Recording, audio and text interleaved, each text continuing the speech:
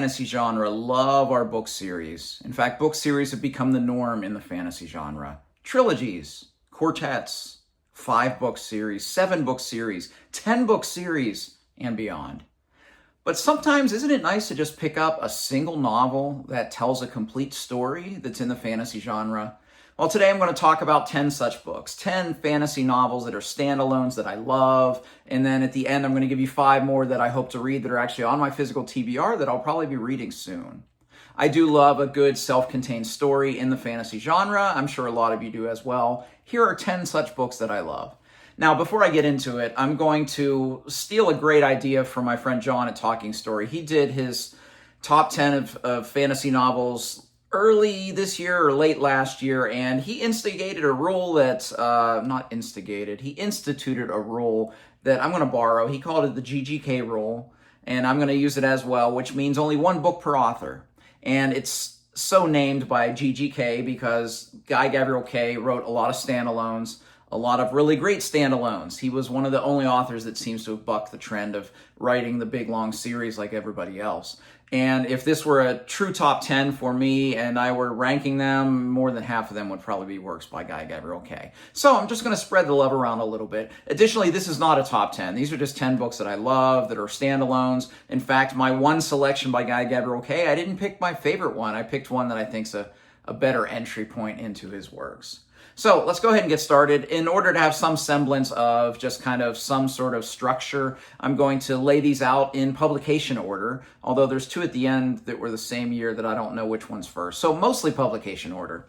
Anyway, we're going to start all the way back in the 1930s before the fantasy genre was actually a thing. And we're going to talk about, not the thing you think I'm going to talk about, we're going to talk about The Hour of the Dragon by Robert E. Howard. This is the only novel-length story that Howard wrote following Conan the Barbarian, Conan of Cimmeria. This is the collected edition of all of the stories because most of the Conan stories by Howard were short stories. But The Hour of the Dragon is a novel-length story that he told. I really enjoyed it. It has kind of an older, wiser Conan, and it has a dungeon setting at one point. There's a great quest along the storyline, and I really enjoyed it. It's a early version of this genre. It was called Sword and Sorcery at the time, so it does feel a bit different. The one thing that really surprised me about all of these Howard stories is I was expecting kind of these pulpy stories. You see the old covers of these old Conan novels, and I was expecting kind of stylized writing style like that as well. But the writing is what really grabbed me into these stories because there's just a richness. He has a power of description that is just frankly top tier. I really enjoyed the writing. Now there's one aspect of his writing that doesn't age very well. This was written, all of these stories kind of in the 20s and 30s. A person with a different sensibility than a modern 21st century person. There's instances of things that modern sensibilities won't like a whole lot. But if you look at them as product of their times, I think you can get a lot out of these stories, including my first standalone novel on this list, The Hour of the Dragon by Robert E. Howard. Second novel on this list is one that needs no introduction. It's also from the 1930s, and that's The Hobbit by J.R.R. Tolkien. The fantasy genre probably wasn't considered fantasy at the time, but this is one of the books that ushered in kind of what became the standard for this genre, the tropes, the archetypes, all of the things that we expect out of a fantasy story. We get a story told from a small kind of everyman type of character, this little hobbit, and as he explores the world, we get the world building through his eyes. We get a lot of the things that we love about the fantasy genre. We get magical creatures, we get magical items, we get a great cast of characters. It's an adventure tale. There's a quest. I mean, it has all of the things that most of us just know and love about the fantasy genre. Now, this can stand alone. It is a prelude or prequel to The Lord of the Rings, but this does function as a standalone novel, and I have heard some reviewers say that they prefer this to The Lord of the Rings. I do not, but perhaps people do prefer this because it's a little bit more whimsical, a little less dark than The Lord of the Rings. It is self-contained, and maybe that's another reason as well. But above all, it's just a great action adventure tale, and I really love The Hobbit. This is the book I've read the most times in my life. Before I go into my next one, the first two books I talked about were from the 1930s, and we're skipping ahead to the 1980s. So if you have fantasy standalone recommendations from the 40s, 50s, 60s, 70s, please put those in the comments section below. It seems like there's a gap in my reading of the fantasy genre during those decades. This is the first of like 3 or 4 books on this list that are a bit divisive, but again, the list is just titled 10 books that I love. So this is a book that I love, although I have seen kind of mixed reception for it. But this is The Mists of Avalon by Marion Zimmer Bradley. I read this in kind of I had a flurry of time where I was reading a bunch of Arthurian legend retellings. And I read this at the time, and although it wasn't my favorite remains Bernard Cornwell's Warlord Chronicles. I really enjoyed this one. The difference in this Arthurian retelling is that she takes the perspective of the story and tells it from the perspective of the women. So we get a very different kind of story. I love how she leaned into Avalon and kind of the magical aspects of it. And I loved how she leaned into how the rise of religion and Christianity in the world is pushing aside kind of these pagan and earth religions that are part of the world here. But I really enjoyed my time with this. Now, someone out there is probably saying, hey, aren't there sequels to that? There are kind of, but Zimmer Bradley didn't really write them. She was writing a sequel when she passed away and granted permission for somebody to finish it. But I look at this big 700-800 page epic, and then I see a 300-page sequel that is mostly written by somebody else, and I never felt the desire to continue, because this does have a beginning, middle, and end. And although some people didn't love it as much as I did, I really enjoyed The Mists of Avalon by Marion Zimmer Bradley. All right, time to talk about my Guy Gavriel Kay selection for this list. I chose The Lions of Al-Rassan. The reason I chose this one is this is the first book by Guy Gavriel Kay that I read. As I'm filming this, I've read 11 books by this author. He is 11 for 11. He has fast become one of my favorite authors, if not my favorite author, period. Love this author.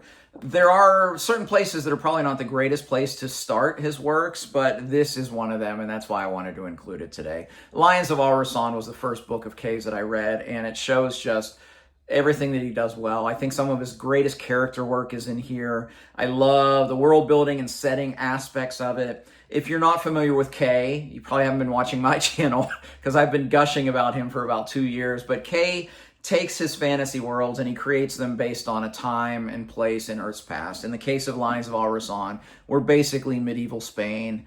In fact, he doesn't even hide it when he shows you the map of what it looks like. And we have figures like El Cid, which is a real person, has a different name in this book. We have stand-ins for the 3 major religions in the world and the conflicts of the people within them in the amidst of a major holy war. We get some characters that are thrown together from very different cultures that are kind of in a found family type of situation. And I really love that aspect of it. But the thing that, for me, that I keep coming back to when I think about this book is how structurally different the ending is. Most books have kind of a perceived structure, and then we get to the big climax, and all of this happens, and then the falling action, and then we're done. The climax is handled so differently in this book, and it shocked me, honestly, when I read it. And then I got to the end, I said, yeah, that was different. Like, 99% of authors would not have done that, but it's better. And from there, I was just enamored and in love with this author. So Lions of Al-Rassan is my standalone. I think it's a great entry point into Kay's world, and it's a great top 10 on this list. I don't know if it's my favorite of these, but it's up there. And as I was talking about the last one, I realized I never turned my microphone on. So hopefully the audio is better than it was at the beginning of this video, but I'm not going to reshoot because I don't do that around here. Anyway, the next one on the list, this is easily the least popular of any of the books on this list because it's not written by a fantasy author. I've talked about it on the channel a few times. I've talked to a few of you that have read it and loved it as I did, but it's probably in single digits of all the people that have read this book. And the book is Forever by Pete Hamill. Pete Hamill's not a fantasy author. He's an historian. Specifically, his focus is New York City. And he crafts a beautiful fantasy tale that leans into his expertise on New York City. It's a story of a 13th or 14th century Irishman who finds the keys to immortality. And for him to remain immortal, he must remain on the island of Manhattan. And this book is about him living centuries in Manhattan and seeing New York City and the U.S. just grow up around him. He really leans into the cultural aspects of the story. He has a fine eye for the architecture and those aspects of the story. It's one of those books where, as I got to the end and I finished it, I just wished that he had given me about 200 more chapters. It's a really fine book, and not enough people have read it, probably because they're just not aware of it, because he's not a fantasy author. But I thoroughly enjoyed Forever by Pete Hamill, and I think a lot of you would enjoy it as well. All right, from a very obscure book to a very popular book by Brandon Sanderson, and that's Warbreaker. This is another one of those that I was kind of surprised when I found out that people didn't love this one. Now, I know that he has announced he's going to write a sequel, so at some point this is kind of obsolete on this list. But as of now, when I'm filming this, it is April 2025. Warbreaker is a standalone. For me, Sanderson's at his best when he's really imaginative, and I loved the imagination behind this world with gods and people, and I'm not a big hard magic fan, but I love the magic system in this one. It has just some really memorable aspects of the story. There's a sentient sword, which is something I never tire of in this genre. Some really interesting character dynamics. One really great plot turn around one of the characters. It's a story that I really enjoyed, and I didn't realize, and I was kind of surprised when I found out that not everybody loves Warbreaker, but I loved Warbreaker. It's my favorite standalone of his that I've read. So if you didn't like it, let me know why. I'm actually curious. But I enjoyed Warbreaker. I also like this kind of weird, colorful cover here. A lot of people don't like that either. Anyway, it's my list. These are 10 books I love. I love Warbreaker by Brandon Sanderson. So Warbreaker and this next book were both published in 2009, and this is Best Served Cold by Joe Abercrombie. I would say this is a little bit of a divisive pick as well, because I think most people, of the 3 standalones set in the First Law universe, I think most of them probably prefer the heroes above all of them. But I love Best Served Cold. I guess I'm a sucker for a revenge tale. I think in many ways, Abercrombie's kind of stylized, modern prose style just works really well in this kind of a story. I've always described this as kind of a cinematic story that's a book that is very reminiscent of the film Kill Bill by Quentin Tarantino. You get a strong woman who is betrayed, and she comes up with a kill list of the people she's going to kill, and the book's structured like that. There's a different part of the book for each person as she's tracking them down to enact her revenge. And I loved it. I thought it was fantastic. The side characters are extremely memorable in this story. It's a grim story, but with any Abercrombie, there's a lot of humor in there as well. And I always thought it'd be a great adaptation. I know one was announced and then it was shelved. I hope it comes back, because I'd love to see this on the big screen or the small screen. But I love Best Served Cold. Abercrombie is one of my favorite modern fantasy authors, and this is my favorite of his standalone novels. Next one's the shortest one on the list, and this is The Ocean at the End of the Lane by Neil Gaiman. This is a book, when I talk to people about this one, most of them have an experience like I did, in that they sat down to start the book and then they read the whole book in 1 or 2 settings. I did it in one. It took about 2 hours, I think, to read this book. It's a very slight tale, but it's really magical and it's extremely well written. It's the story of a man who's driving his car down this lane of the town or village where he grew up, and memories start to flood back of a fantastical nature of something that happened to him as a child, that these dormant memories come back and he starts reliving that. And it was maybe one of the most perfectly plotted books I've ever read. I think its strength is its brevity, but it is a really, really magical tale. Now, I know this author is divisive, at least in April of 2025, for very good reasons. You can still experience this book and find this book without the author gaining monetarily from you experiencing this book, and I still recommend it because I do feel that this is a great book, and I really loved The Ocean at the End of the Lane by Neil Gaiman. Up next is one of the most successful self-published novels of all time, and that is The Sword of Kaigan by M.L. Wong. This is a fantasy that's very Eastern-inspired and has some brilliant characterization. One of the things I really like about this is it doesn't take your typical fantasy archetypes as your main protagonists. The main protagonist in this story is a woman who She was originally trained as a warrior, but she became a mother. And when she got married and became a mother, that was her role. It's a very patriarchal society. But some events conspire to having her to maybe have to go back and lean upon her early training as a warrior. And the Sword of Kaigen explores that so well. The main character, she is just so brilliantly portrayed. Wong is a very strong character writer, just on the basis of this one book that I've read by her. I really loved the unorthodox structure of this book. It's one of those things that most books kind of have a structure that builds up to a climax, and then you have falling action for like 10% of the book, and then you're done. What's interesting about Sword of Kaigen is that the climax happens much earlier, and you have a tremendous amount of falling action.